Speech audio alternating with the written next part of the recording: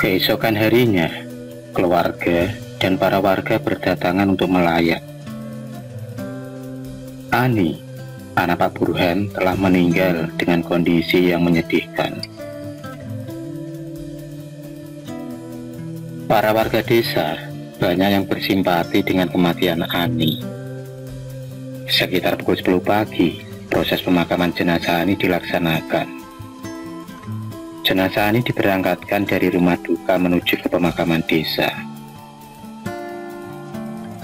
Tampak iring-iringan warga desa yang mengantar ke pemakaman sampai juga di area pemakaman tersebut. Pemakaman Ani pun dilaksanakan hingga selesai. Terlihat para warga yang mulai meninggalkan pemakaman satu persatu. 1 bulan kemudian, kejadian serupa terjadi lagi. Kali ini, kejadian itu ganti menimpa Susi dan ibunya. Tiba-tiba, Susi dan ibunya mendadak sakit. Sakit yang hampir sama seperti sakitnya Ani terdahulu. Sakit yang lebih parah dialami oleh Susi. Berat badan Susi menurun dengan drastis, dan semakin hari ia semakin kurus. Sudah beberapa kali Pak Burhan berusaha mencari pengobatan alternatif, namun masih saja penyakit Susi dan ibunya tak kunjung sembuh. Banyak warga yang menyangkut pautkan sakitnya keluarga Pak Burhan dengan santet dan guna-guna. Banyak warga yang berpikir kalau ini semua adalah akibat kiriman santet. Entah siapa yang tega berbuat demikian.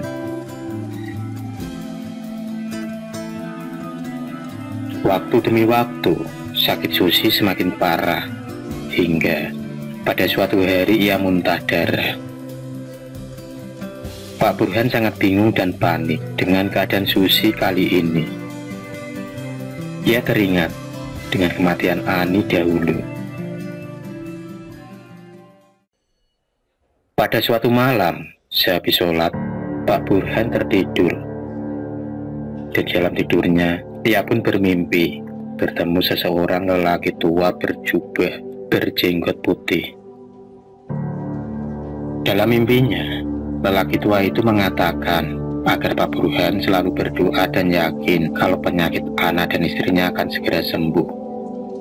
Dan dalam mimpinya itu, dia disuruh mencari orang yang bernama Mbah Sabeni. Sudah 3 malam ini, Pak Burhan mengalami mimpi yang sama. Dan setelah itu, dengan bertanya-tanya ke sana kemari dan mencari tahu, akhirnya yang ia cari ketemu juga. Rupanya, yang dimaksud di dalam mimpi itu adalah seorang lelaki tua yang telah berumur kira-kira 70 tahun. Lelaki tua itu adalah Mbah Sabeni. Ia tinggal di desa sebelah. Berbekal informasi yang ia dapat, akhirnya Pak Burhan segera pergi menuju ke rumah Mbah Sabeni. Pak Burhan pun tiba di rumah Mbah Sabeni. Sebuah rumah sederhana tampak di hadapannya. Segera, Pak Burhan mengetuk pintu.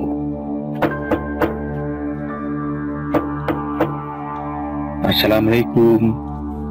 Assalamualaikum, Mbah. Waalaikumsalam. Terdengar jawaban dari dalam rumah, dan beberapa saat kemudian pintu pun terbuka.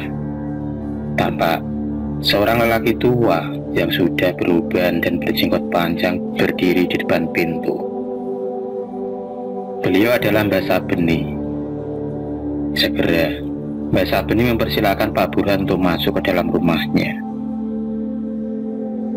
Setelah duduk, Pak Burhan kemudian segera menceritakan maksud kedatangannya. Dan tak lupa, ia juga menceritakan tentang mimpinya. Tampak Mbah Sabeni manggut-manggut mendengarkan cerita Pak Burhan. Sejurus kemudian, Mbah Sabeni memejamkan matanya.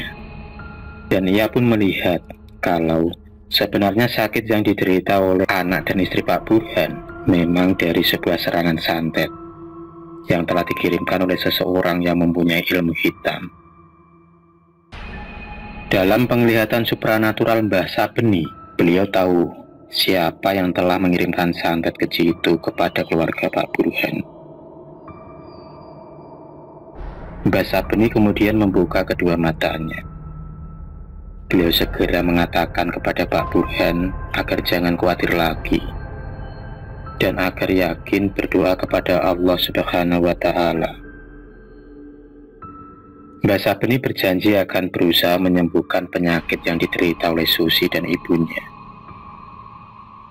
Saat itu juga, Pak Burhan dan Mbah Sabeni berangkat ke rumah Pak Burhan. Dan tak lama kemudian, sampailah mereka berdua di rumah Pak Burhan.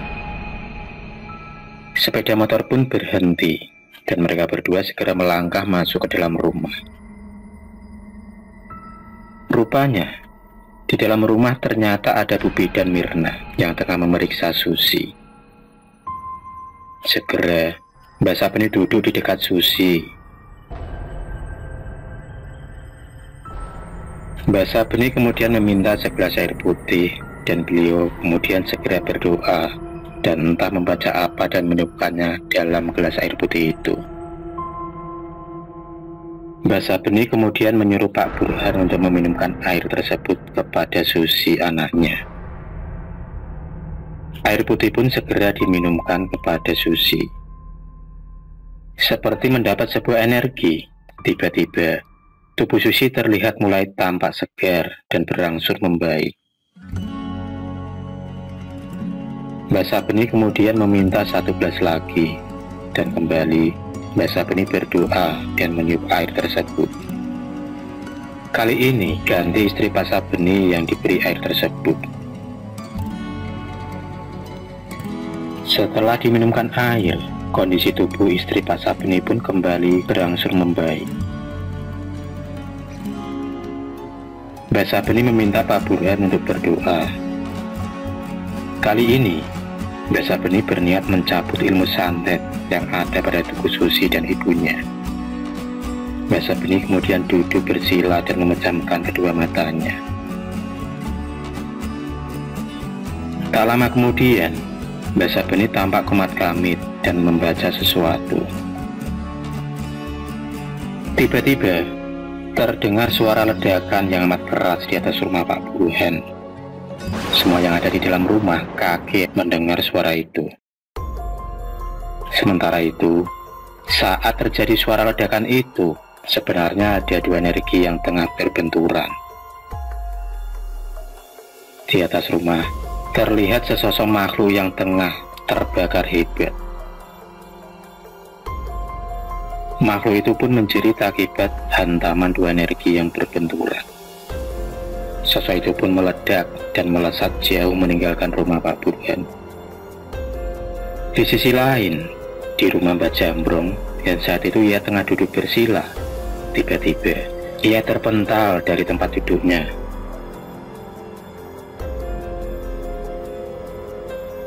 Rupanya, serangan santet Mbak Jambrong kembali menghantam berbalik ke rumahnya. Asep kurang ajar, kudu kupret bujung tuneng. Siapa yang telah berani melawan ilmu santetku? Raut wajah Mbak Jambrong tampak marah. Ia sangat marah ada orang yang telah melawan santet yang ia kirimkan. Sejurus kemudian, Mbak Jambrong kemudian duduk bersila dan segera ia memejamkan matanya. Tampak Mbak Jambrong segera membaca mantra untuk menyerang orang yang telah membalikkan santetnya.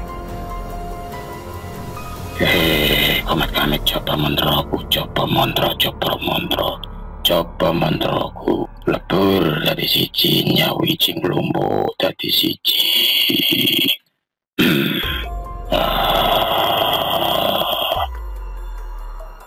Tubuh Mbak Jambrong tampak bergetar dan tampak cahaya memerah muncul di hadapannya.